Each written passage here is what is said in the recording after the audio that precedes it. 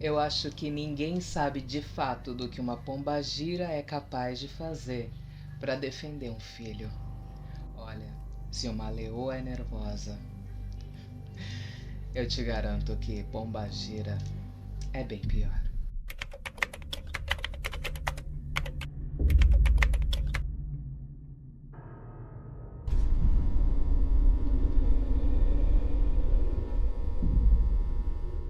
Seja muito bem-vindo aos Relatos Flix. Não esquece de mandar o seu relato pra gente. É muito importante que você encaminhe a sua história para que ela seja eternizada aqui nesse canal. E hoje eu estou com o nosso brinco de espada de São Jorge.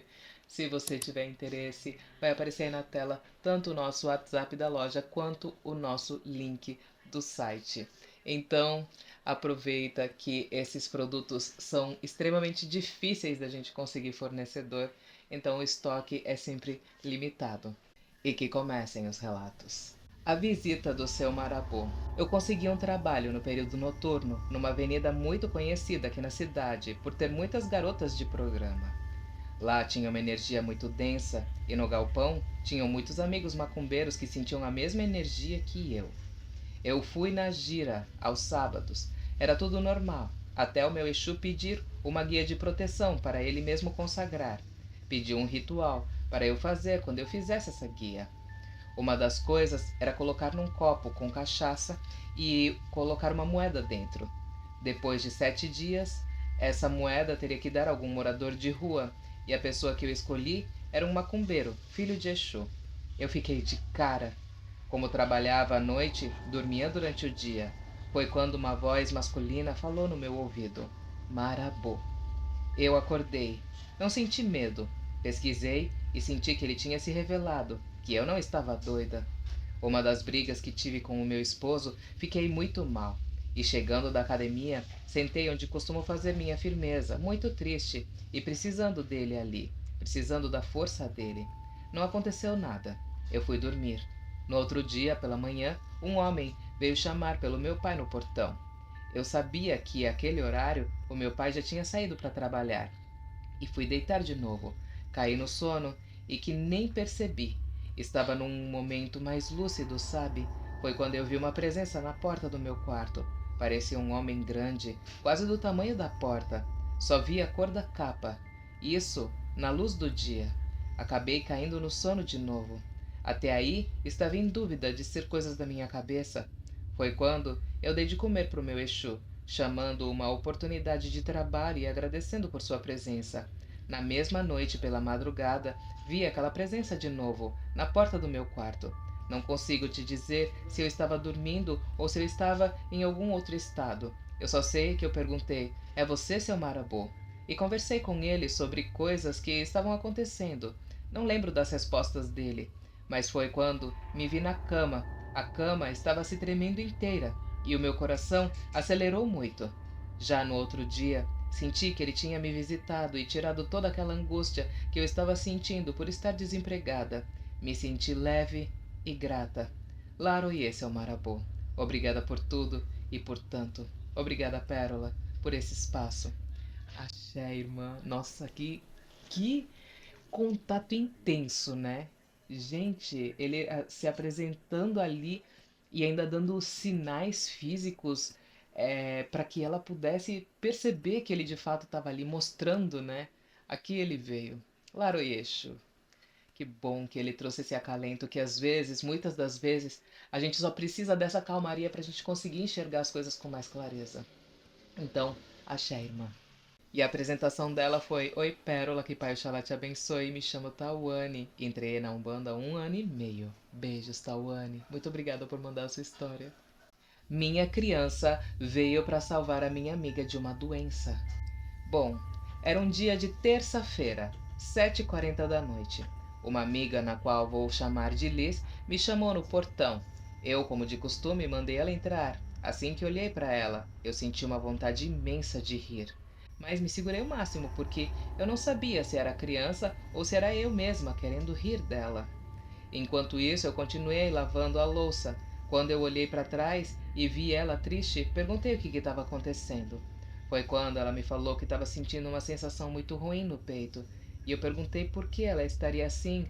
que se aconteceu alguma coisa, e ela falou: Amiga, eu tenho um negócio de trabalho que já foi adiado 2 vezes e tenho que ir na quinta-feira agora, mas eu tô tão triste, não sei o que fazer com as crianças, mas sei que se eu for, vai dar muito dinheiro. Quando ela falou que iria dar bastante dinheiro, eu já falei: Amiga, vai. Vai que eu fico com os seus filhos. Ela tem 4 filhos e eu ia ajudar ela. Ficaria com os 2 pequenos, pois ela tem 4, e eu não poderia ficar com todos, pois eu tenho um filho autista de 3 anos que requer muita atenção o dia todo. Pois bem, quando ela levantou para beber água, eu senti uma vontade muito grande de rir e de chorar ao mesmo tempo. Foi quando meu filho de 12 anos colocou música de Herê na televisão. Meu filho autista começou a falar: Mariazinha, onde está você? E eu comecei a ficar nervosa, mas me segurei. Passou a sensação de rir. Foi quando Alice falou: Amiga, você tá bem? E eu falei: Não, amiga, eu tô passando mal, mas eu acho que já vai passar. Pérola do céu. Quando meu marido colocou os pés na porta, eu queria pular, bater palmas e rir muito, mas muito mesmo. O meu pensamento ficava falando: Calma, minha criança, eu não tenho seu guaraná. E isso, a música de Herê tocando na televisão. Quando meu marido falou: Vou comprar um cigarro, você quer alguma coisa? Eu imediatamente falei: Traz pirulito pra mim que eu tô passando mal. Pronto. Aí você já sabe, né? Imagina o que aconteceu. Voltei a falar com Alice, pois mudamos de assunto, e a sensação passou novamente. Demorou uns 10 minutos, o meu marido chegou, e adivinha? A vontade era de pular e de rir novamente. Foi quando meu marido falou: Aqui o pirulito, comprei 2. E nisso tinha um rosa e um azul. Quando ele colocou na minha frente, foi quando eu virei na criança. Pronto. A criança veio e falou para minha amiga Liz: Olha, tia, cuidado, para de querer coisa feia, tia. Você não pode fazer isso. Se fazer, vai ficar muito doente e os seus pequenos vai chorar muito e você não vai ter força para cuidar deles. Isso, ela estava chorando muito. A minha criança pegou a boneca dela e pediu para ela colocar doces do lado e fazer os seus pedidos. Deu a ela também a pedrinha da caridade, que ela pegou na cachoeira, e disse novamente: Tia, a pedrinha da caridade é para colocar atrás da porta que eu vou cuidar de você e dos seus pequenos. E nisso ela comeu o doce, bebeu o guaraná que meu marido pediu para comprar e depois ela foi embora. Quando voltei a mim, Alice falou: Amiga, a sua criança veio e falou para eu não ir para o trabalho, pois eu iria ficar muito doente. Pérola, o trabalho que ela iria era para ser uma moça da vida, aonde ela ia pegar uma doença na qual ela ia ficar fraca. Bom, ela desistiu na hora e falou que não iria mais para esse trabalho, que agora ela teria que arrumar outra coisa. Quando foi o outro dia, ela comprou os doces, com os únicos 5 reais que ela tinha, e colocou para minha criança, na qual o nome dela é Mariazinha da Praia, uma menina linda que eu tenho orgulho de trabalhar com ela. Agradeço muito a ela. Assim foi feito. A minha amiga colocou tudo direito. Não demorou 30 minutos e uma conhecida da Liz mandou o dinheiro que devia para ela. Ela ficou tão feliz que falou: Amiga, eu tava sem nada para comer. E olha, amanhã já vou comprar alguma coisa para minhas filhas comerem. Eu falei: Amiga, é só ter fé que tudo vai se resolver. E hoje ela está seguindo a espiritualidade. Entrou para uma casa de umbanda. Meu relato acaba aqui, Pérola. Desculpa por escrever esse relato grande. Voltarei para falar mais sobre os meus relatos. Que minha mãe Oxum te abençoe e a todos os orixás. Salve todas as crianças. Mariazinha da Praia também. Um grande beijo, Pérola. Axé. A espiritualidade é tão linda, gente. Eu me arrepiei com esse relato. Me arrepiei aqui.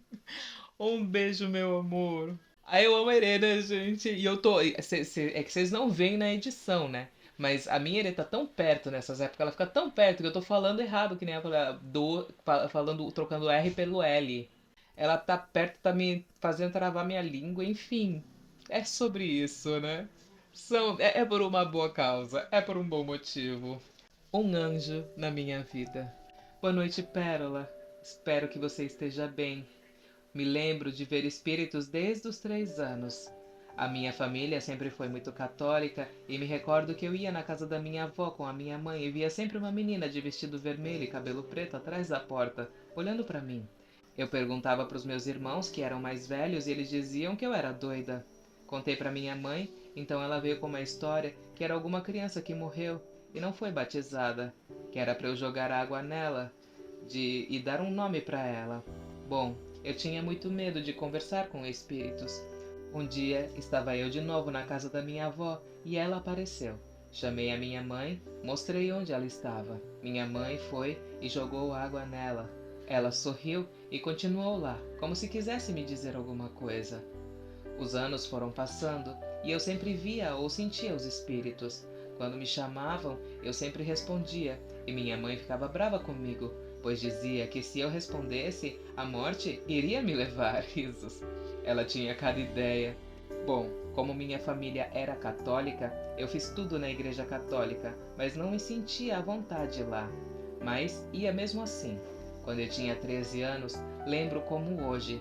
Eu dormia com o som ligado, dormia escutando a Band Coruja. Nem sei se existe esse programa aí ainda. Era por volta de 1 hora da manhã, quando estava deitada, mas não tinha dormido ainda.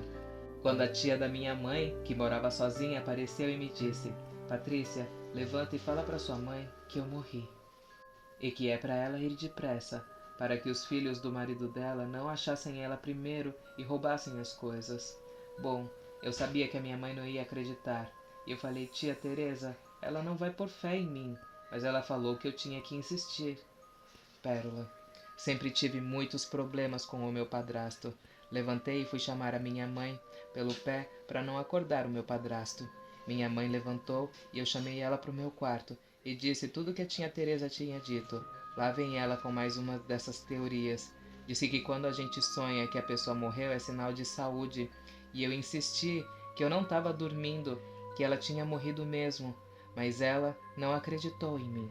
Então fui dormir e no outro dia fui para a escola de tarde e quando eu voltei, a minha mãe estava desesperada no meio da rua, me procurando e falando: anda depressa, a tia Teresa morreu. Eu falei: eu te avisei que ela tinha acabado de morrer. A minha mãe falou que eu não podia ver pessoas mortas, que eu já estava ficando doida. Bom, com a morte dessa tia, ela deixou uma herança para minha mãe. E infelizmente, a minha mãe teve a brilhante ideia de seguir o meu padrasto e vir morar aqui em Minas Gerais, onde o pai dele morava, com o pretexto que iria cuidar do pai dele, que nunca cuidou. Mal falava com o senhor, Mal falava com o senhor, coitado. O pai dele ficou doente e foi para o hospital. E mais uma vez apareceu um espírito para me avisar que era para ele ir no hospital, pois o pai dele só estava esperando ele para poder morrer. Dessa vez eu já tinha falado e que ninguém acreditava que eu via espíritos, mas eu resolvi falar para minha mãe porque eu não queria ficar com remorso. Chamei a minha mãe e perguntei se ela ia no hospital visitar o pai do meu padrasto, e ela disse que não, pois ele iria receber alta naquele dia ou no outro dia cedo. E eu falei que ele ia sim sair do hospital, mas só que morto. E falei que um espírito me disse. A minha mãe, muito brava, mas eu terminei falando que se o pai dele morresse, eu tinha dado o recado e não ia ficar com remorso. Por incrível que pareça, a minha mãe convenceu meu padrasto a ir visitar o pai dele. E adivinha, quando ele entrou na sala, o que aconteceu? Exatamente, ele faleceu. Eles nem conseguiram conversar. Nossa, assim, eu acho que uma mediunidade assim, gente, a pessoa ela tem que ter muito preparo para conseguir, sabe? E eu fico imaginando o quanto, né, para uma criança, sabe, passar por uma situação assim, o quanto ela tem luz, o quanto ela tem força, sabe? Ele faleceu, nem conseguiram conversar. Minha mãe voltou para casa revoltada comigo. Falou que eu tinha uma boca maldita, que tudo acontecia. Mas não era eu, e sim a espiritualidade que me avisava. Até hoje eu não sei porquê. Bom, como dava muita confusão e ninguém entendia que eu via espíritos, resolvi virar evangélica para ver se não conseguia ver mais eles. Batizei e tudo na igreja evangélica, mas não fiquei muito tempo. Fiquei só 1 ano e meio e acabei saindo pelo preconceito das próprias irmãs da igreja, porque eu tenho uma bronquite muito forte e acabava tendo que usar calça para ir para a escola. E quando o pastor me chamou para me xingar sem me perguntar nada, eu resolvi que aquela religião não servia para mim, pois eu busco a Deus e não o preconceito. Não é uma calça que vai me deixar com mais ou menos fé em Deus. Bom, quando eu ia completar 18 anos, eu tinha um namorado. que eu tinha decidido perder a virgindade com ele. Pois bem, assim aconteceu. Eu perdi. Foi a única vez. Minha vida estava de ponta cabeça. Eu fui dormir e sonhei com um anjo vestido de branco, com o cabelo cacheado, preto, que me disse que eu estava grávida e que não era para eu tentar tirar, porque essa criança tinha uma coisa muito importante para me ensinar.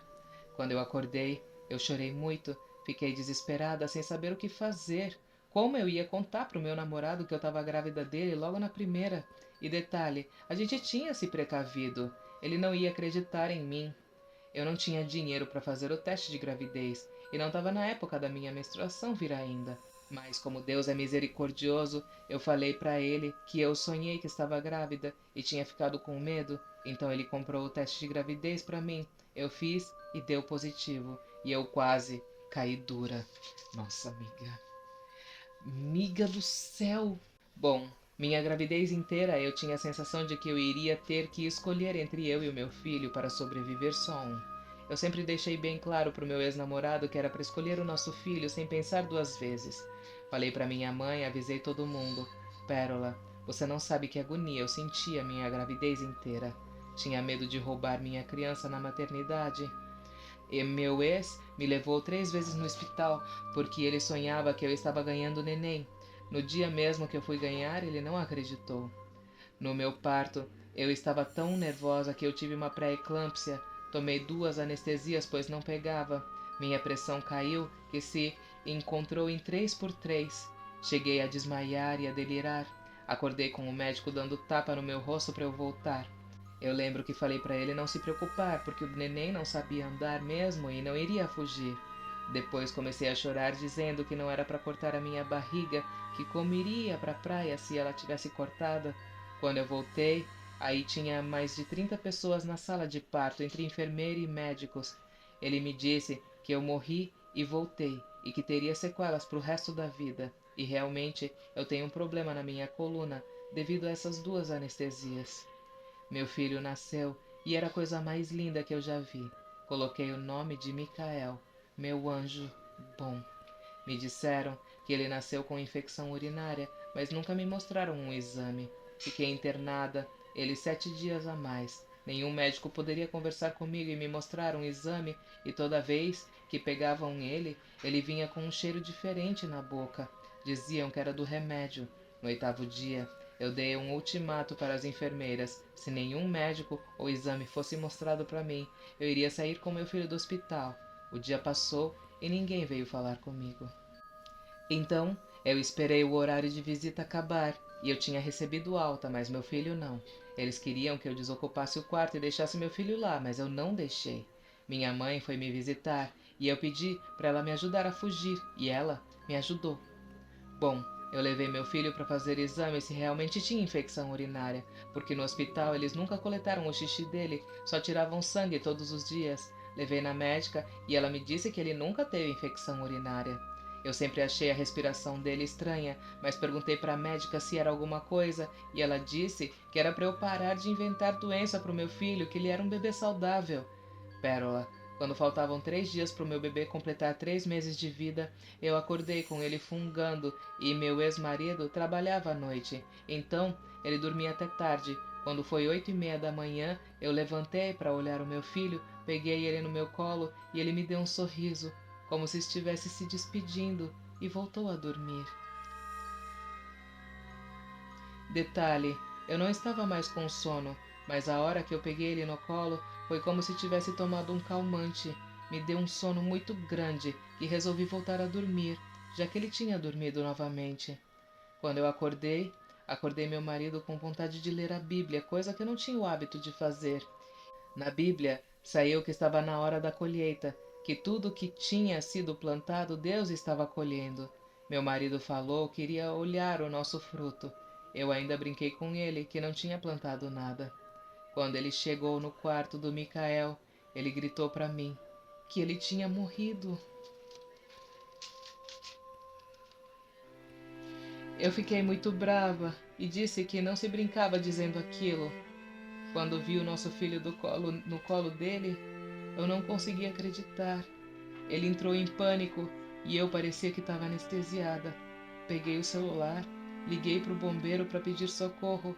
Eles vieram depressa, mas até chegar no hospital não deu tempo. O meu filho chegou já em óbito. Eu entrei numa depressão profunda. E com exatamente 7 dias que meu filho tinha falecido, eu descobri que meu marido me traía e tinha engravidado outra. Bom, como contei no começo, minha família toda mora em São Paulo. Então não fiz o velório do meu filho, pois queria ter a lembrança dele vivo. Devido a isso, pessoas maldosas espalharam que eu tinha matado meu filho. Detalhe, ele morreu do coração. Ele tinha sopro no coração e eu não sabia. Teve uma parada cardiorrespiratória. Gente, a mãe perde o filho, sabe? E ainda as pessoas começam a inventar um negócio desse. Me diz o que as pessoas ganham com isso? O que essas pessoas ganham com isso? Eu fiquei muito mal. Tentei contra a minha vida, mas lembra que eu sonhei com um anjo? Ele disse que meu filho veio me ensinar. Pois bem, eu larguei do pai dele.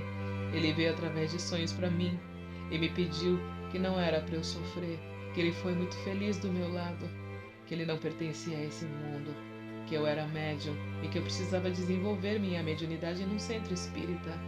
Foi assim que comecei a frequentar um centro espírita kardecista.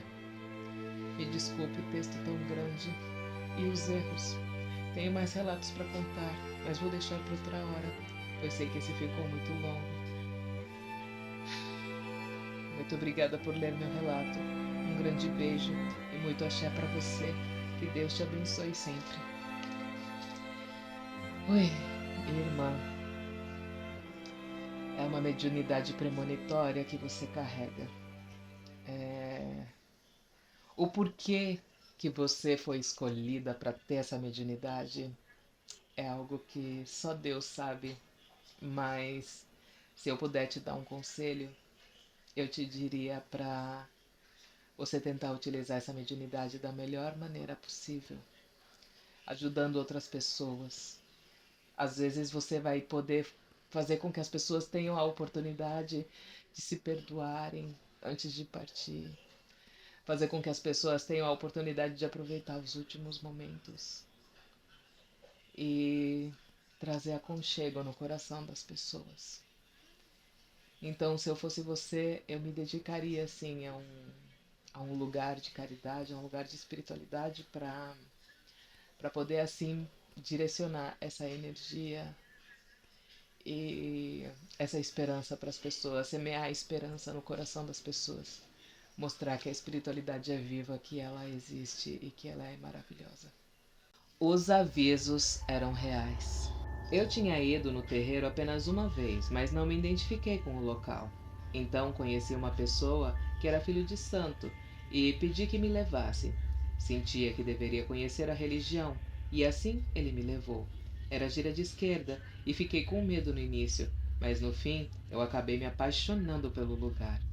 Logo no primeiro dia, enquanto íamos embora, eu vi seu Zé Pilintra acenando para mim com o chapéu nas mãos. Sabia quem era, mas achei que eu estava delirando. Mal sabia eu que seria aquele o meu primeiro aviso. Com o tempo, entrei para o terreiro como filha da casa. Fiz meu amaci e estava sempre lá nos dias que eram pedidos. Ajudava de todas as formas que eu podia. Disso não me arrependo, Pérola. Mas, ao invés de ficar feliz por estar indo para o caminho que eu acreditava ser o certo, ficava cada dia mais depressiva. Meu relacionamento com meu marido foi esfriando e minha vida parecia que ficava cada vez mais vazia. Era só eu pisar dentro do terreiro que eu passava mal e não conseguia controlar as energias. Ficava cada dia mais doente mentalmente. Esse foi o meu segundo aviso. Então, a pombagira veio em terra e falou: a moça é muito boa, e ao mesmo tempo que isso é bom, isso também é defeito. Esse foi o terceiro aviso, Pérola. Minha mãe de cabeça Oxum gritava para mim em sonhos para eu tomar cuidado, mas eu não entendia. Tomar cuidado com o quê? Então, aconteceu. Terminei meu relacionamento de anos, pois não aguentava mais. Estava infeliz. Pedi para o meu irmão de santo me acolher na sua casa por um tempo enquanto eu me estabilizava. Ele me acolheu e na mesma noite eu tive outro sonho, dizendo que ali eu não ficaria por muito tempo. Esse foi o quarto aviso. Então, tudo pareceu ficar pior. De um dia para o outro, todos os meus irmãos de santo que eu via como família me deram as costas. Me trataram mal, como se eu fosse lixo. Eu não conseguia dormir na casa desse irmão de santo de tanto incômodo que era. De favor na casa dele e ainda sendo maltratada, eu fazia minha bolsa e ia dormir na maca do salão de manicure que eu trabalhava. Tinham noites que eu nem comia, não fazia nada, apenas chorava. Me desliguei do terreiro, agradecendo por tudo, mas não suportava mais olhar na cara da minha família espiritual. Não aguentava aquele desprezo dos meus irmãos de santo. Estava na beira do sul, estava na beira de atentar contra mim mesma. Então, em um dia, meu pai de santo chegou no salão acompanhado de sua esposa, Pérola. Ele me falou coisas horríveis, me chamou de marmoteira, debochou de Oxum como se ela não fosse nada, chamou meus guias de quiumba. Aquilo doeu tanto. Meu pai carnal, nesse meio tempo, me chamou para viajar com ele, com tudo pago. Ele sabia que eu não estava bem, e eu aceitei. Fiz uma mochila simples e fui. E quando eu voltei, ele me deixou na casa da minha mãe, que não era na mesma cidade em que eu morava com o meu ex. E naquele dia eu lembrei de cada palavra dos meus mentores. Seu Zé já havia falado muito em sonho, que quando eu precisasse ele me ajudaria, assim como João Caveira e Maria Mulambo, Maria do Rosário. Todos tentaram me alertar, mas eu não escutei. Então eu decidi escutar eles, e apenas eles. Depois que meu pai me deixou na casa da minha mãe, nunca mais voltei para aquela cidade. Deixei tudo para trás, absolutamente tudo. Estou no processo de cura sobre tudo o que aconteceu. Agora eu apenas confio nos guias. Tenho certos traumas de terreiro, então apenas cuido deles em casa. Eles me ensinaram muito e eu sou muito feliz por ter eles como minha família espiritual. Amo seus vídeos, Pérola. Que Mãe Oxum te abençoe. E axé. Nossa, irmã, é triste, né? Vendo assim ainda, né? Pela sua ótica, tudo tão injusto, tudo tão cruel. Num momento de fragilidade, as pessoas fazerem isso. Enfim, a gente tenta não julgar, não é mesmo? Mas que bom que você tem Mãe Oxum. E você tem os seus guias aí com você, né? Então um beijo, irmã. Obrigada por compartilhar sua história. Meu pai voltou para escutar o jogo de futebol. Oi, Pérola e Denis. Sou eu de novo, a Regina, do relato do Jorginho, lembra? Lembro! É a mesma do relato que puxou o cabelo pra cima também. Ó, minha memória para algumas pessoas marca, né, os relatos. Hoje vou contar o que aconteceu de sobrenatural na noite em que o meu amado pai faleceu. Era dia 3 de março de 2008. Começou com o meu pai me pedindo para medir a pressão arterial dele, pois aquele dia estava muito calor. Medi e, pasmem, estava 12/8, pressão arterial de criança. O dia correu super bem. Quando foi de noite, lá pelas 9 horas da noite, ele tinha o costume de fazer um lanche e ir comer e assistir televisão no quarto dele. Uma introdução para o entendimento melhor do ocorrido. Meu pai gostava muito de futebol, ouvir e assistir. Ele era palmeirense, mas assistia qualquer time jogando. Nessa noite, o Santos jogou na Vila Belmiro, pois quando tem jogo lá, não é televisionado na TV local da Baixada Santista, pois a gente mora na Praia Grande. Então, meu pai tinha um rádio-relógio na mesinha de cabeceira, próximo à cama dele, que ele sintonizava a estação da rádio para a transmissão dos jogos. Enfim, ele foi pro quarto dele. Eu ia lá algumas vezes para falar, comentar algo que vi na televisão e etc. Ele tinha feito um lanche para ele de pão com mortadela e um copo grande de suco de laranja. Quando foi às 10 horas da noite, fui no quarto dele para falar algo que até hoje não lembro o que era, e vi o copo com o suco até a metade na mesinha da cabeceira e meu pai deitado na cama. Sabe quando a gente senta na cama e assim cai e deita com as pernas para fora e os pés no chão? Pois é, Pérola, foi assim que eu encontrei meu pai. Parecia que ele estava engasgado com o lanche. Foi o que eu pensei. Nessa hora eu chamei a minha irmã. Nessa época, ela estava tirando a CNH e ela fez práticas de procedimento de primeiros socorros.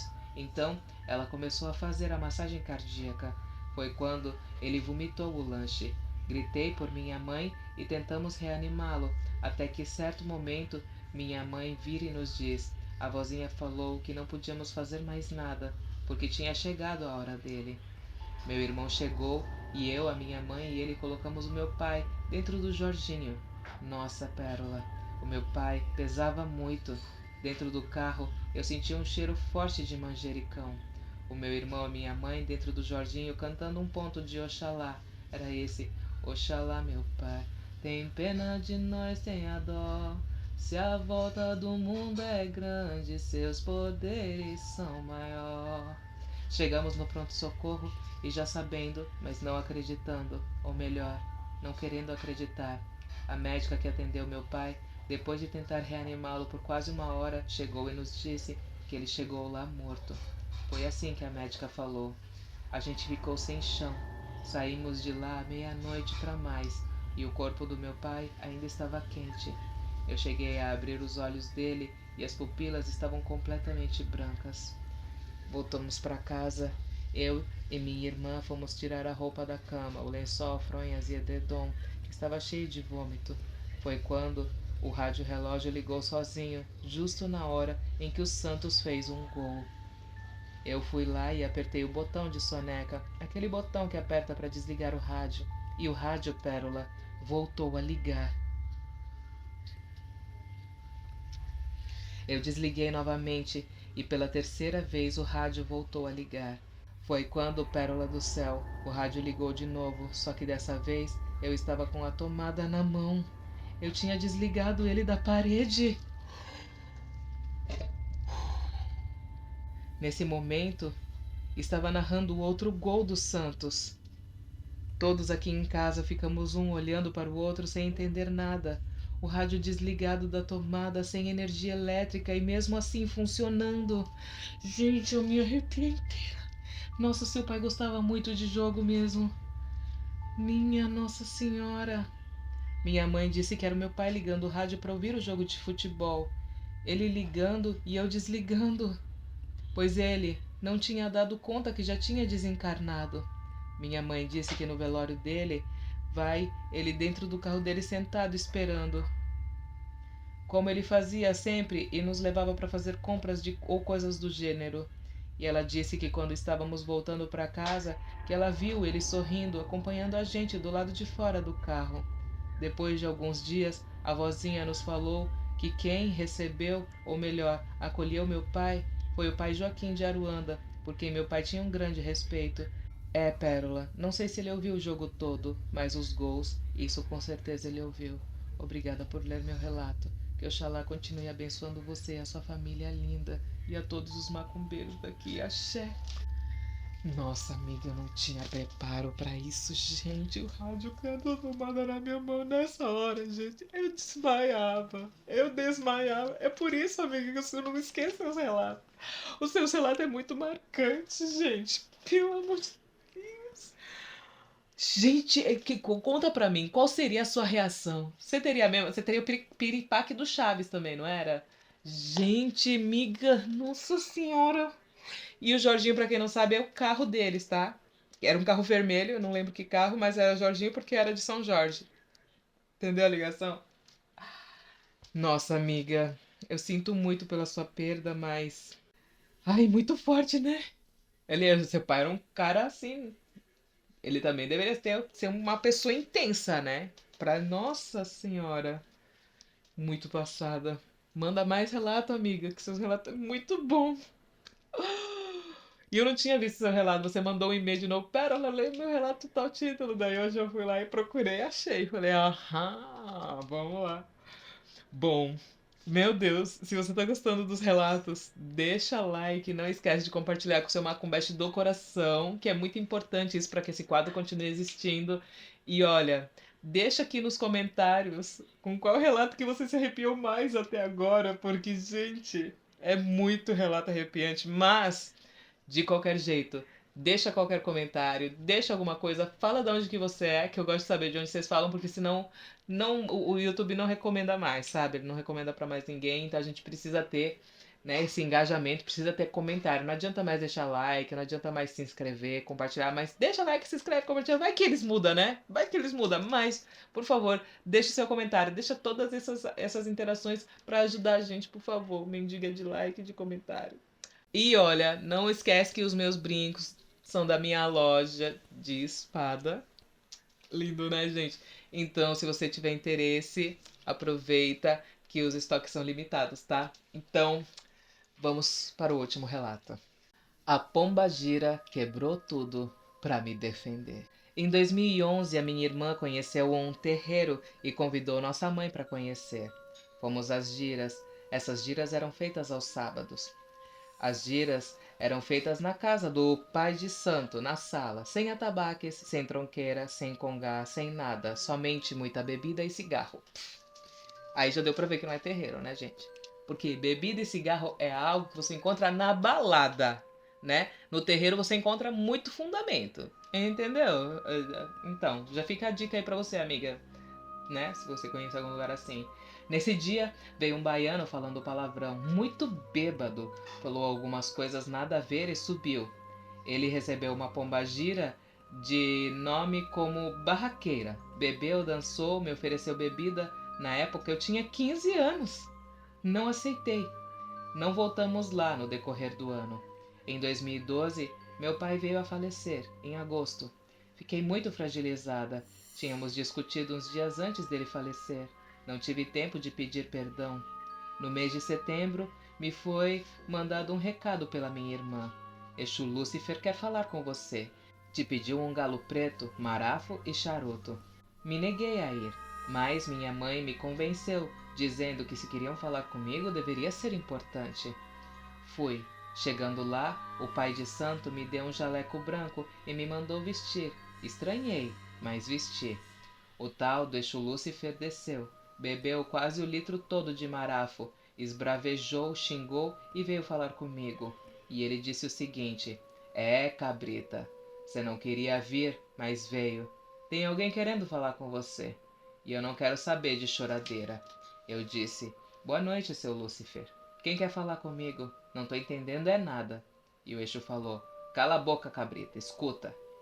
Ele caiu de joelhos e começou a falar: é, eu morri sem te perdoar, mas eu tô aqui para você me pedir perdão. Pérola, era o meu pai. Eu caí em prantos, me ajoelhei e pedi perdão, abracei ele pedindo perdão. Do nada, o pai de santo caiu no chão se debatendo com os olhos brancos e o nariz sangrando. A esposa dele cambonava ele.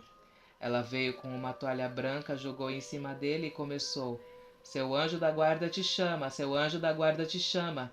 Ele parou de se debater, pediu um copo com água, sentou e disse: eu não sei quem queria falar com você, mas estava com muito rancor e não se desprendeu desse plano.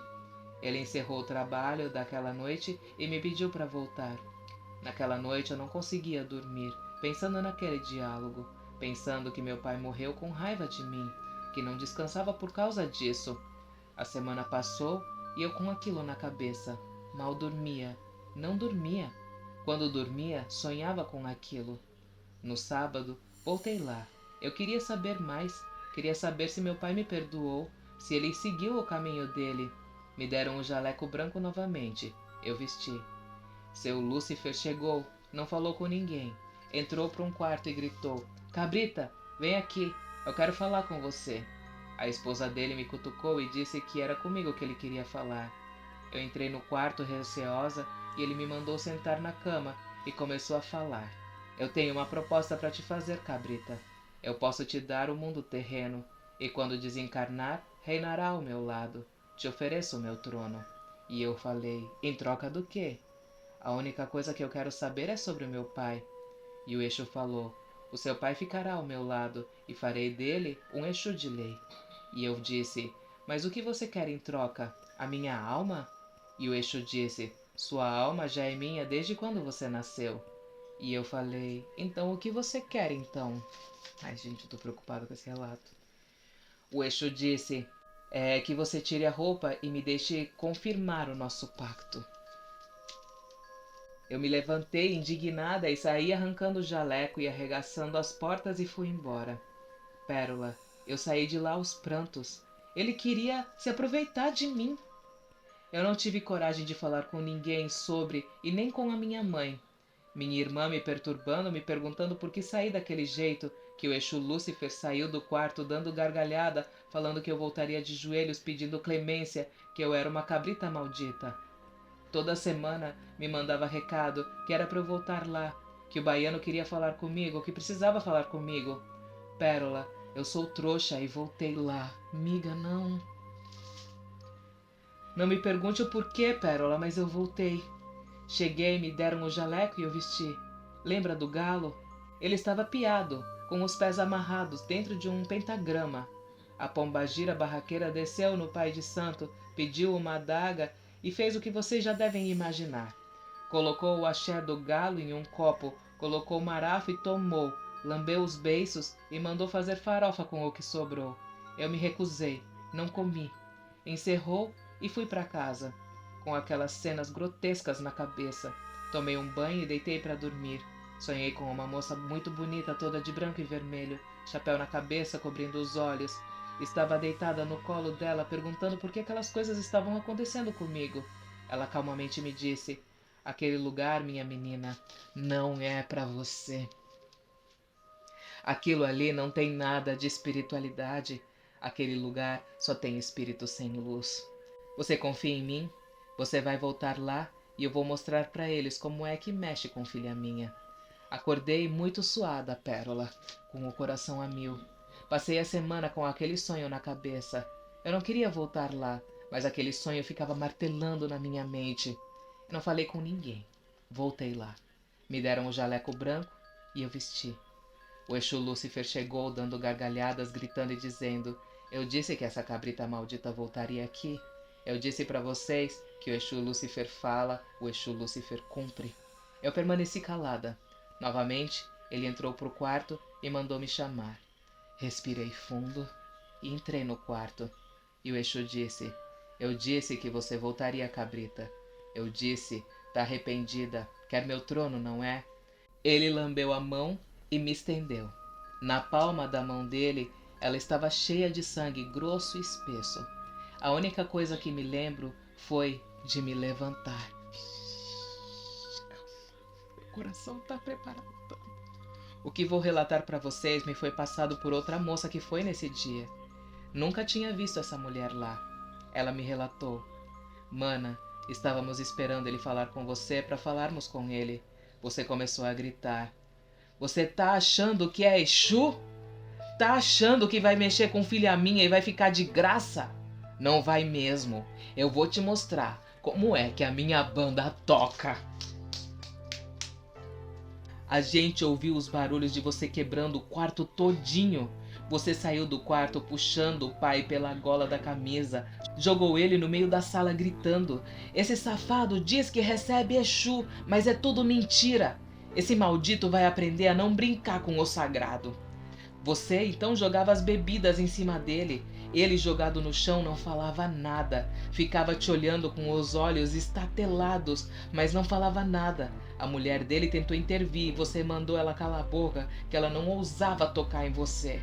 Depois de jogar todas as bebidas da casa nele, você começou a chamar: Exu Lúcifer, cadê o seu poder? Você não é um Exu de lei? Cadê o teu poder? O pai, jogado no chão, começou a chorar e falar um monte de coisa que não dava nem para entender. Você gritou para ele calar a boca e disse que se ele ousasse mais uma vez em fazer o que ele fazia, você voltaria e dessa vez não quebraria a sua casa. Você tirou o jaleco e então saiu. Pérola, eu não sei como eu cheguei em casa. Eu não vi. Quando eu recobrei a minha consciência, eu estava sentada na mesa da cozinha da minha casa. Depois disso, Pérola, eu nunca mais acreditei em nada. Via ouvia coisas, achava que estava louca, que eu era louca.